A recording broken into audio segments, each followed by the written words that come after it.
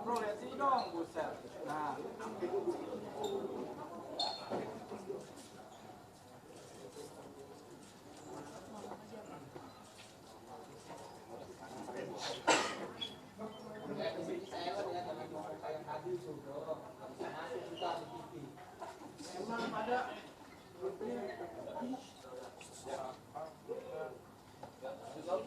Yo, udah Pak, cukup Pak.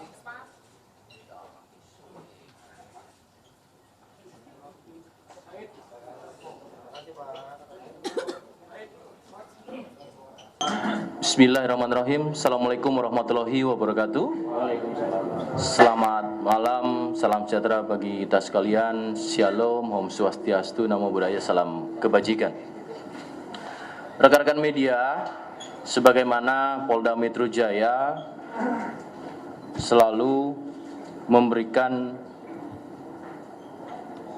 informasi yang tentunya juga turut menghimbau kepada kita sekalian, ya, juga kepada masyarakat dalam hal melihat suatu peristiwa ataupun kejadian harus dilihat secara utuh, mendasari pada apa yang menjadi fakta-fakta kebenaran itu sendiri. Ya, maka Polda Metro Jaya komitmen, sekali lagi konsisten terhadap upaya-upaya, langkah-langkah dalam setiap pengungkapan suatu peristiwa ataupun kejadian dengan menggunakan prosedur teknis yang dipadukan dengan saintifik. Sehingga harapannya adalah hasilnya tentu bisa menjadi informasi kepada masyarakat yang secara kredibel, akurat, dan tentunya dapat dipertanggungjawabkan. Rekan-rekan, kembali kami sampaikan, mendasari sebelumnya adalah terkait dengan laporan polisi yang diterima oleh Polda Metro Jaya sekira hari Jumat dini hari pukul 1 dengan pelapor berinisial H. Ya, beliau merupakan korban yang tentunya menjadi perhatian kita bersama, menjadi perhatian publik ketika ini ada pemberitaan dari rekan-rekan termasuk di media sosial.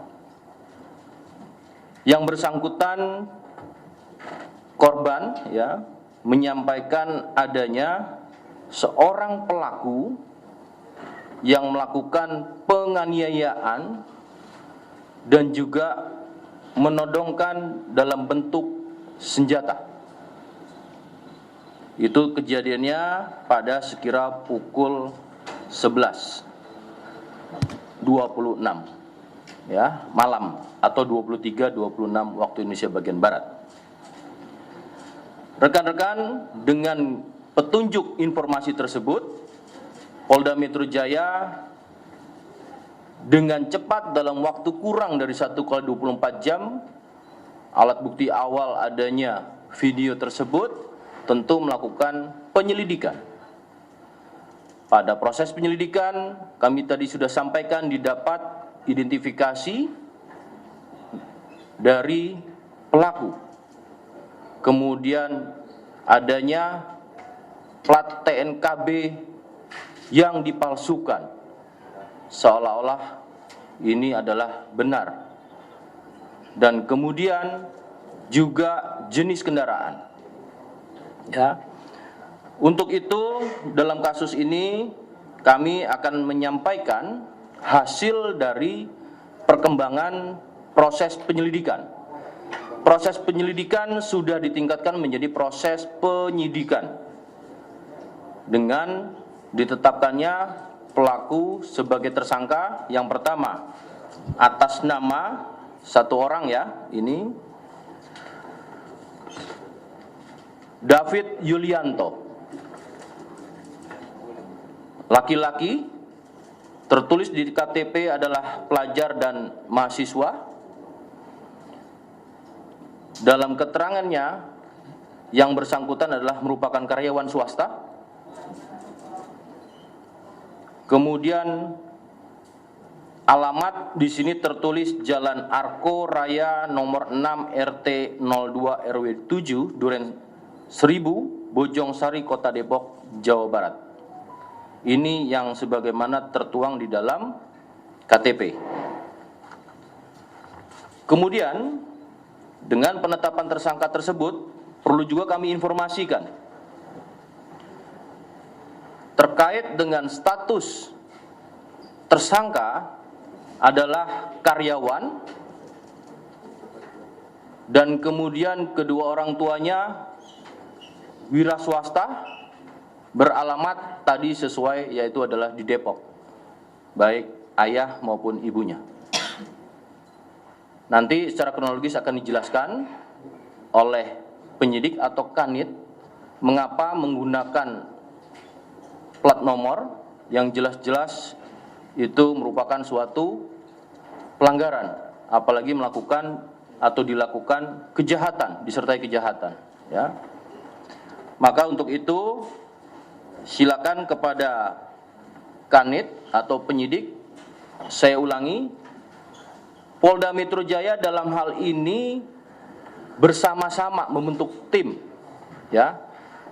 Bersama-sama membentuk tim. Kita ketahui kejadiannya di Polres Metro Jakarta Barat, maka di samping saya ada Kapolres Metro Jakarta Barat. Kemudian juga ada tim dari Direktorat Reserse Kriminal Umum Polda Metro Jaya dan juga dengan Direktorat Reserse Kriminal Khusus Polda Metro Jaya. Sebagaimana atensi dari Bapak Kapolri untuk usut tuntas perkara ini, dan juga Pak Kapolda memberikan perhatian untuk segera melakukan pengungkapan dan penangkapan terhadap pelaku. Nah, tentunya ini yang perlu kami tambahkan. Untuk waktu, silakan pada penyidik atau kanit menyampaikan tentang teknis proses penangkapan ini sampai dengan barang bukti dan kemudian pasal yang diterapkan. Silakan untuk kanit.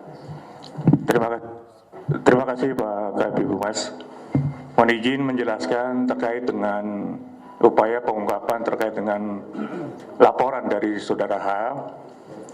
Kami menerima laporan menindaklanjuti terkait dengan salah satunya adalah bukti rekaman yang diperoleh oleh pelapor, di mana dari analisa tersebut kemudian kami mencoba beserta tim gabungan dari Subdit Krim Subdit Cyber, Krimsus, Subdit Jatan Teras, Krim terbagi dua, Jatan Teras dengan Resmob, berikut dari Satreskrim Polres Jakarta Barat, melakukan terkait dengan mencari siapa pelakunya. Akhirnya kita temukan di daerah Tower BSD terkait dengan keberadaan pelaku, di mana dari motif yang kami dalami untuk sementara ini adalah karena yang bersangkutan tidak berkaitan tersinggung pada saat terjadinya serempet kendaraan tersebut. Apapun barang bukti yang kita amankan untuk sementara ini adalah satu handphone iPhone 13 Pro Max, iPhone merek Samsung warna hitam, satu unit mobil Mazda yang perlu rekan ketahui yang telah berganti nopolnya menjadi 1011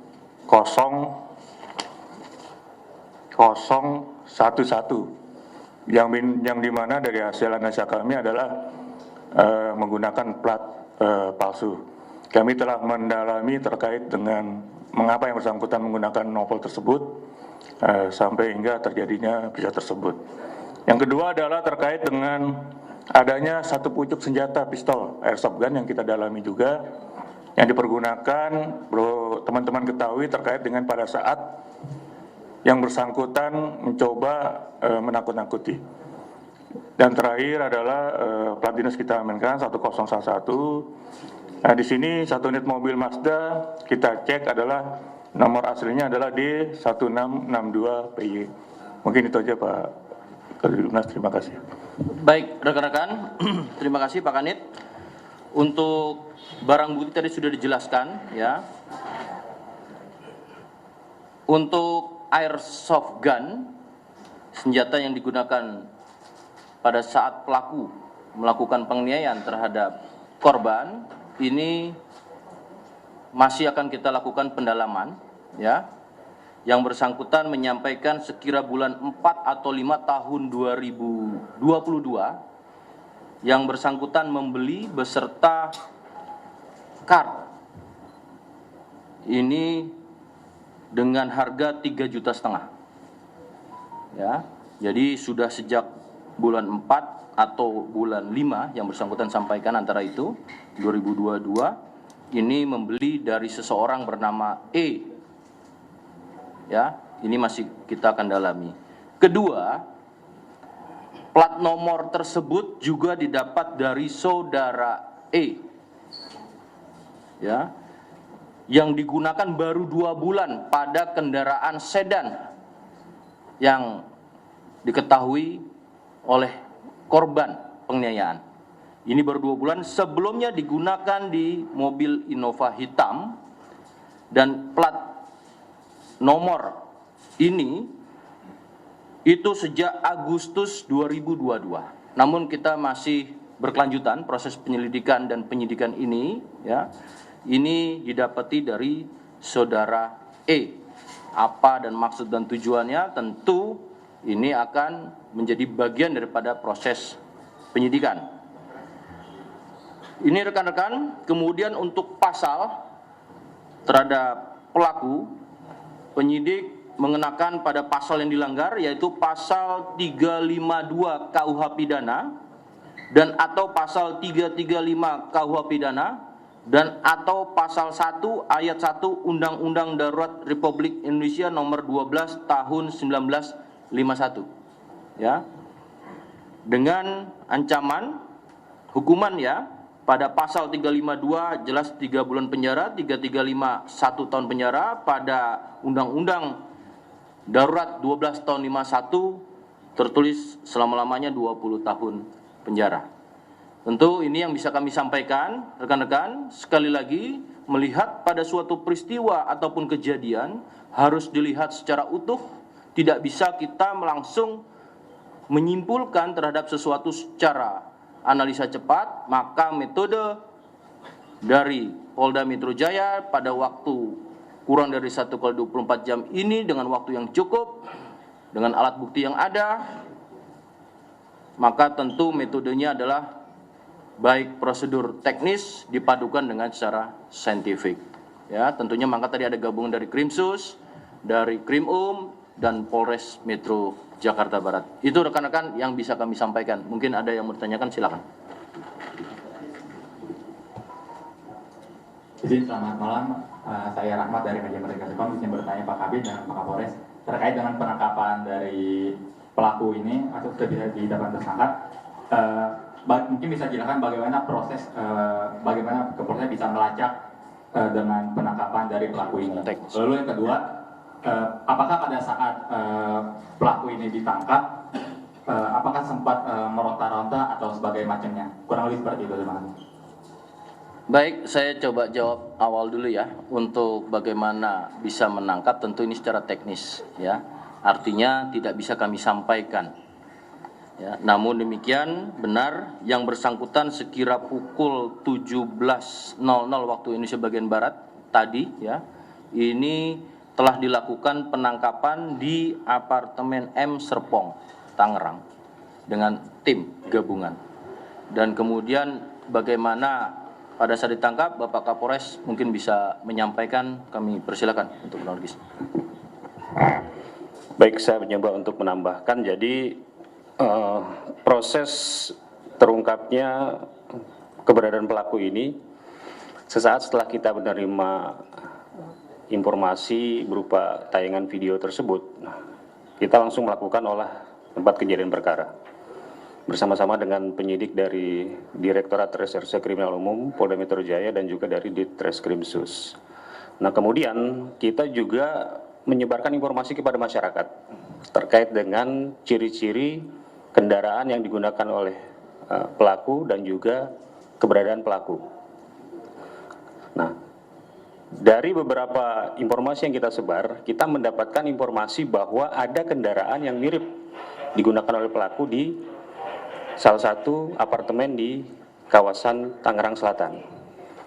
Penyidik langsung menyusur ke arah lokasi tersebut dan mencocokkan dengan tempat parkir yang memang ada rekaman TV-nya. Dan ketika kita lihat ada kecocokan, maka kita langsung menanyakan keberadaan kamar daripada pelaku tersebut. Dan berkat kerjasama juga dengan pengelola apartemen tersebut, kita berhasil mendapatkan pelaku dan langsung kita amankan. Demikian. Baik, itu rekan-rekan. Bung Adi tadi dulu baru sana. Oh iya, Pak, izin Pak, di sini ada saya Adi Anugrah Adi dari liputan.com. Di sini ada satu nama yang muncul ya, ini sosok E gitu Pak. Nah, dari hasil nantinya apakah sosok E ini, karena kan sosok E ini diketahui juga yang menyerahkan plat nomor dinas Polri yang dipalsukan itu, kemudian juga menyerahkan airsoft gun. Apakah nantinya pihak kepolisian akan memburu atau mencari siapa sebenarnya sosok E ini dan bagaimana latar belakangnya? Rekan-rekan, kasus ini masih berkelanjutan ya. Artinya tentu ini dalam 1 kali 24 jam atau kurang ya. Kurang dari itu sudah melakukan pengungkapan sejauh ini. Tentu proses ini masih kita tunggu. Artinya kita juga ingin mengetahui dari mana asal ya, sehingga kemudian digunakan oleh pelaku ini. Jadi perlu diketahui rekan-rekan, sangat jelas nopol TNKB pada kendaraan dinas, ulangi, pada kendaraan Mazda dengan nomor 1001117 Romawi patut diduga jelas-jelas adalah dipalsukan. Jadi tidak bersumber atau tidak didapat dari Polri. Itu yang bisa kami tegaskan. Izin, saya Taufik dari cnnindonesia.com mau bertanya terkait jual beli senjata dan nomor polisinya itu. Apakah itu dilakukan secara daring ataukah memang si pelaku David Ilianto ini memang mengenal secara pribadi terhadap pelaku E? Dan lalu kan tadi disebutkan bahwa untuk senpinya itu dijual seharga 3,5 juta. Lalu untuk nomor polisinya sendiri itu dijual seberapa gitu?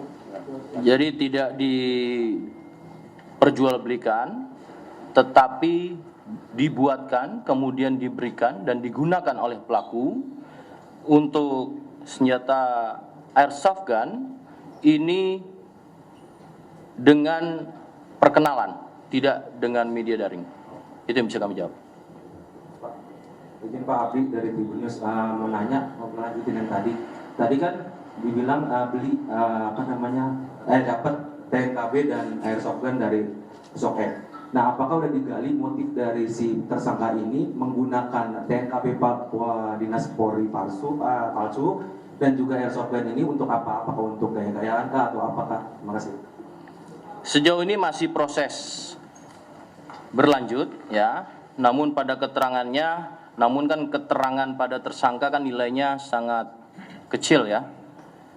Yang disampaikan di sini dalam rangka menghindari ganjil genap. Namun proses ini sementara kita akan terus dalami ya, termasuk bagaimana meminta kepada orang lain untuk dibuatkan dan kemudian diterima dan digunakan. Itu masih kita lanjutkan pada proses penyelidikan lebih lanjut ya. Cukup rekan-rekan? Baik, terima kasih rekan-rekan atas perhatiannya dan atas meluangkan waktu. Sekali lagi kami apabila ada kekurangan mohon maaf. Wabillahi taufiq wal hidayah. Assalamualaikum warahmatullahi wabarakatuh.